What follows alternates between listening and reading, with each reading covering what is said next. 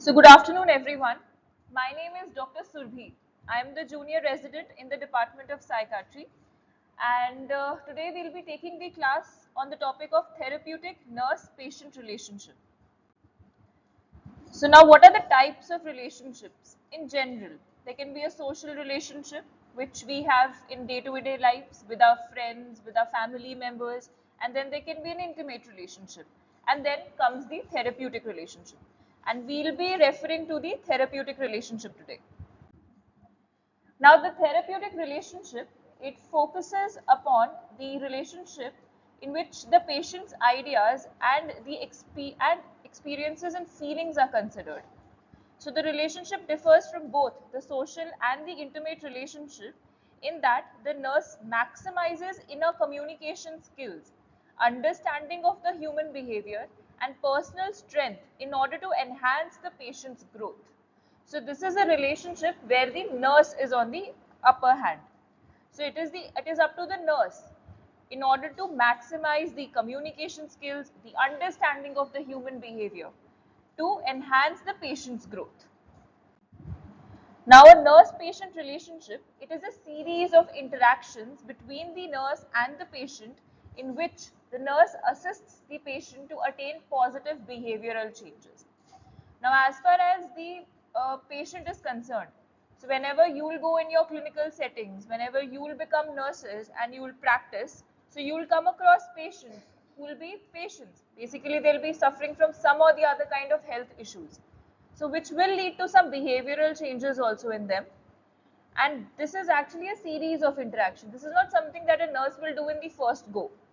Right from the beginning, the time of admission of the patient up until the discharge of the patient, whatever interactions the nurse is making with the patient is going to eventually help the patient cure.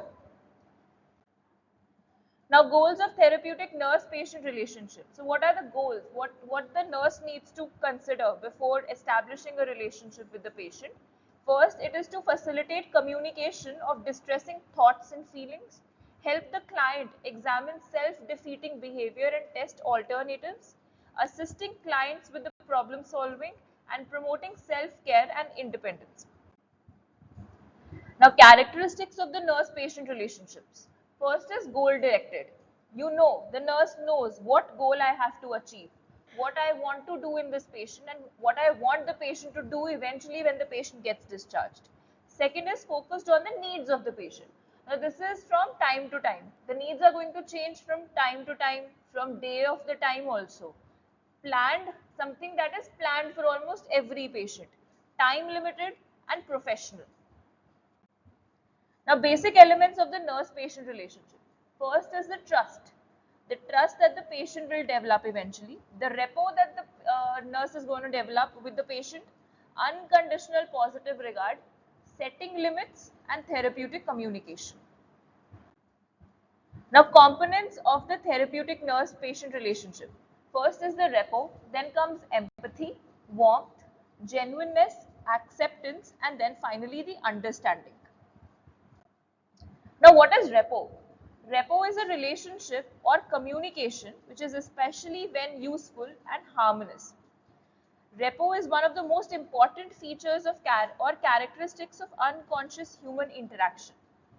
So what does this point mean? This means that rapport is not something that you establish with greetings or with some verbal interaction. Sometimes the moment the patient comes across a nurse, if the nurse is empathic, if the nurse is warm, the patient is eventually going to develop a rapport. Besides the fact the nurse spoke a word to him or her, besides the fact the nurse did anything for him or her, just by the warmth or just by the existence of that nurse, she can actually develop a rapport. Or he. Rapport is relationship of mutual understanding or trust and agreement between the people. And a mental health nurse develops rapport through demonstration of understanding, warmth, and non-judgmental attitude. Now, non-judgmental attitude is something which is required in our specialty, specially because the patients are going to go havoc. They have vivid thinking, they have bizarre thoughts, they have bizarre mannerisms also. So now, if the patient is being made to feel accepted by the nurse, a patient जिसको उसके घर वालों ने ही accept करना छोड़ दिया है, and अगर उसको nurse acceptance दिखाए, warmth दिखाए, so eventually patient भी repo बना लेता है. So nurse को कुछ extra करने की जरूरत भी नहीं पड़ती, बोलना भी नहीं पड़ता nurse को. Then comes empathy. Empathy is the ability to feel with the patient while retaining the ability to critically analyze the situation. In empathy, nurse receives the information from the patient and open non-judgmental acceptance and communicates this understanding of experience and feelings patient feels understood. So this is basically what. Now empathy is something which a nurse will develop after having an elaborate interview with the patient. You make the patient sit, you talk to the patient, you ask why did he come, what is the issue, why is he so worried, why the family brought him or her here, is the family okay with him or her, how is the behavior of the other people.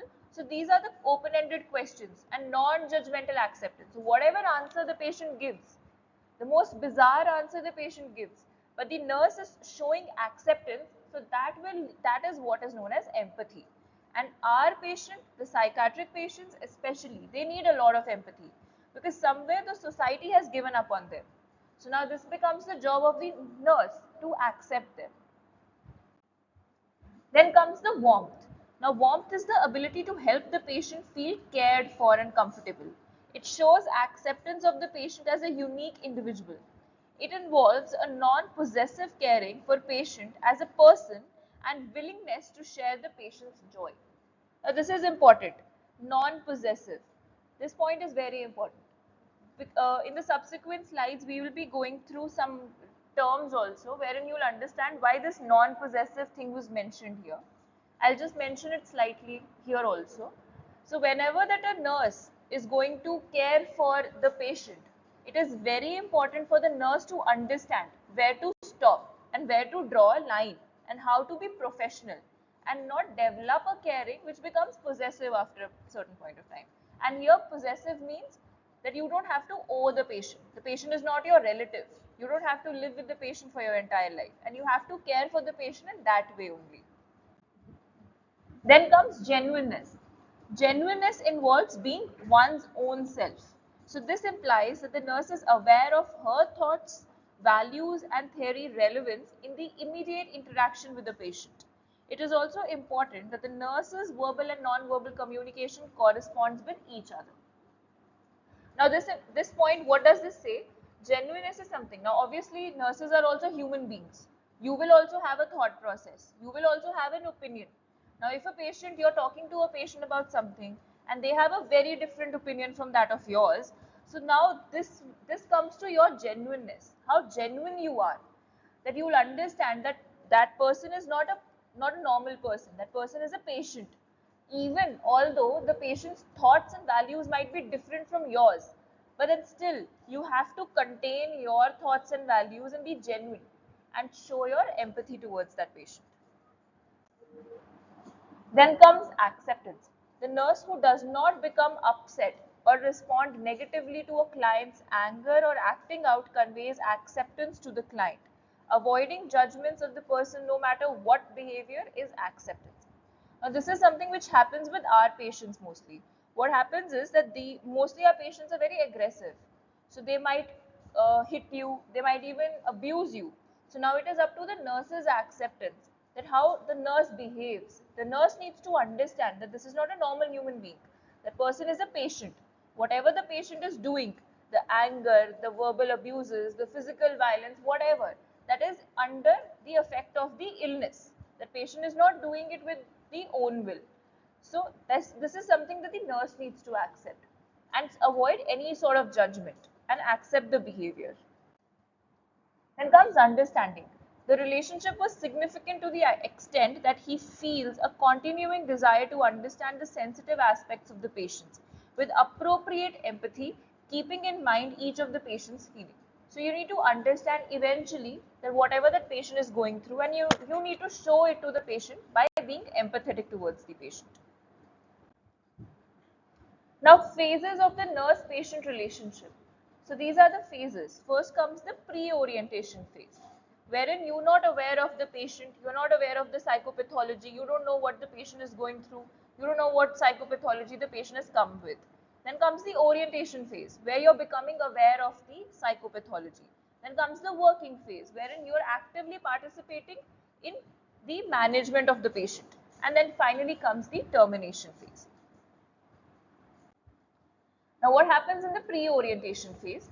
It begins when the nurse is assigned to a patient. So you know nothing about the patient. You're not aware of the patient's whereabouts, and you're just told that this is the patient who got admitted. So, phase of the nurse-patient relationship in which the patient is excluded as an actual participant. So here it is all about preparation. The nurse is preparing for the interaction. The nurse is preparing for the future as to how to deal and how to work up with the patient.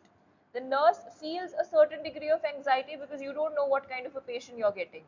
Includes all of what that nurse thinks and does before interacting with the patient.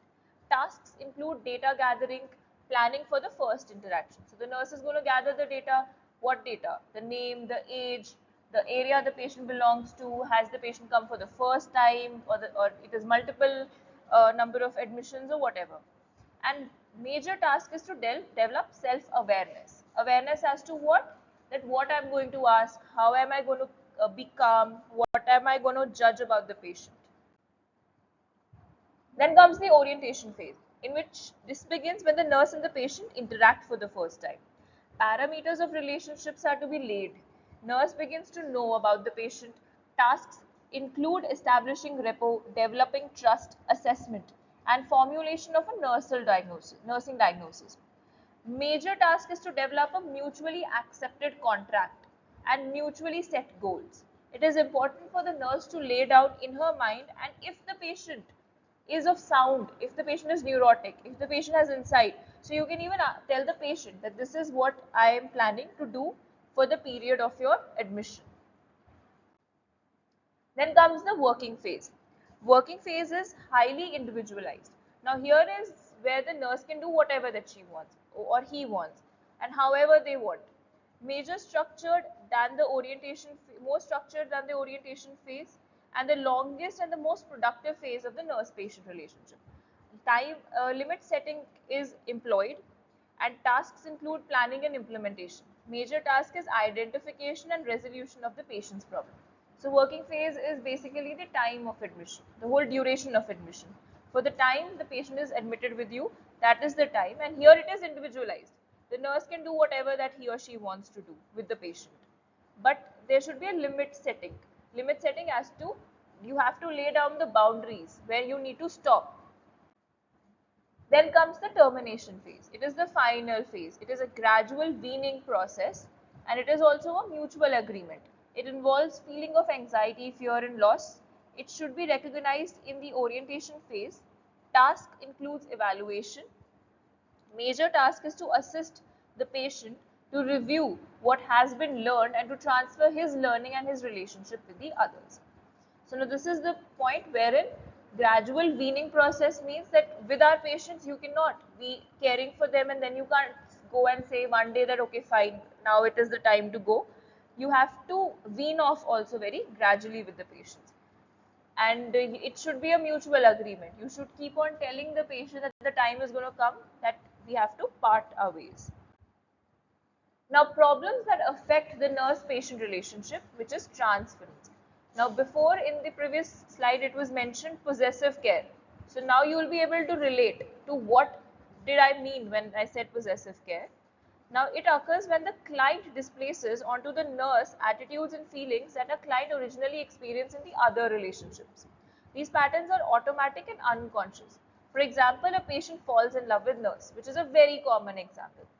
Now, what happens with our patients is that because of their illness, they have been somehow isolated from the society. The people are not accepting them, nobody cares for them, nobody understands them, nobody even listens to them. And then comes a nurse who's coming to them daily, visits them daily, doing activities for them. And it works both the ways, for both the genders, not alone for the female nurses. So and then the patient will also feel that for so many years or for so many months together, nobody was listening to me, nobody was taking care of me, But now there comes this person who's taking care of me, who's talking to me, who's trying to understand me. So obviously it's quite natural and automatic that they will develop some feelings, and this is known as transference. And this is where the nurse has to, during the orientation phase, this is where the nurse actually has to draw boundaries. Now, problem affecting the nurse-patient relationship, this is known as, other problem is counter-transference. Now, what happens in counter-transference? It occurs when the nurse displaces onto the client attitudes or feelings from his or her past. For example, a female nurse who has teenage children and who is experiencing extreme frustration with an adolescent patient may respond by adopting a parental or a chastising tone. The nurse is counter-transferring her own attitude and feeling towards her children onto the client. So this is something that is not to be done. The nurse also needs to understand where to draw the boundaries and how to be professional. Now, problems affecting the nurse-patient relationship, resistance. Resistance is the patient's attempt to remain unaware of anxiety-producing aspect within the self. So a lot of times, especially with our patients, the ones who have chronic illness which is from many years, they become very guarded. They almost start living in their own world with their illness and with their psychopathology. So it becomes very difficult for anyone, for doctors and for nurses, to develop a rapport with them. So there is where they are going to create resistance also. Then comes boundary violation. Now what happens in boundary violation? It occurs when a nurse goes outside the boundaries of the therapeutic relationship and establishes a social or economic relationship with the patient. So you're not supposed to become any chacha, taya, bhatija or chachi, mami of any patient, and neither are you going to exchange any economic benefits amongst yourself. You need to be very professional and you need to stick to professional grounds. Now, what is the importance of therapeutic relationship? Why so much of hassle? Why is a nurse why is expected to develop a therapeutic relationship with the patient? Why is it so?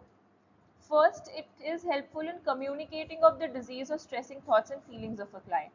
Now, if you develop a rapport with the patient, you will be able to understand what they are going through, what is the basic psychopathology, what is the delusion, or what is the issue with the patient, which is something they have never discussed with anyone. But just because you've developed this rapport with them, they'll come and discuss it with you very openly. And it becomes very easy for us to treat the patient also. And it facilitates a good communication process. It is also important in assisting the client in solving the problems in their day-to-day life. And it is useful in helping the clients to examine self-defeating behaviors and test alternatives for the behaviors. It promotes self-care and independence in the patients. What is therapeutic communication?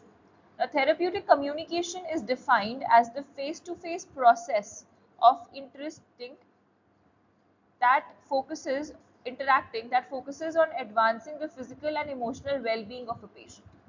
So this is basically a face-to-face process in which the interaction is there, which is focusing on what? The physical and the emotional well-being of the patient. Now, what are the techniques for therapeutic communication? How can you establish a therapeutic communication? First is listening, which is very important. Listening is an active process of receiving information and examining reaction to the message received. This is very important with our patients especially because no one listens to them. So you have to be good listeners and you need to give them the space wherein they can speak their heart out. They can actually speak what they're going through. Broad openings. Broad openings means that here the nurse is encouraging the patient to select the topics for discussion. The patient should be welcomed to communication with warmth and with respect. Patient should feel that nurse is ready to listen. So here you need to give the patient the authority to decide as to which topic the patient wants to talk about. And then comes questioning. The nurse skillfully asks open-ended questions during the initial admission. Interviewing skills are necessary to avoid asking too many personal questions in one session. So open-ended questions are like, for an example, if a person has come to you with fearfulness, the person is very scared. So what is the nurse going to ask? You will not ask, कि आपको किसी से खतरा महसूस होता है, आप ये पूछोगे आपको क्या महसूस होता है. So this is an open-ended question, wherein you're allowing the patient to say whatever that comes to their mind. जो पहली चीज उनके दिमाग में आए. You cannot direct them to an end. They will direct themselves on their own. Then you have restating. Restating is repeating the main thought expressed by the patient. For example, if you say that your mother left you when you were 5 years old. So if you have seen that, okay, fine, during the whole conversation, there was this 1 or 2 points where the patient had put in a lot of stress, or where the patient's body language changed for a little bit of time. So at the end of the conversation, you can actually ask the patient to repeat the same point again in order to understand the depth of the stressor. Then comes clarification. Clarification, the nurse makes specific questions to help clear up a specific point patient makes by attempting to put it to words vague ideas of the patient. Example, I'm not sure what you mean. Could you please tell it to me again? Because this is what happens with our patients mostly.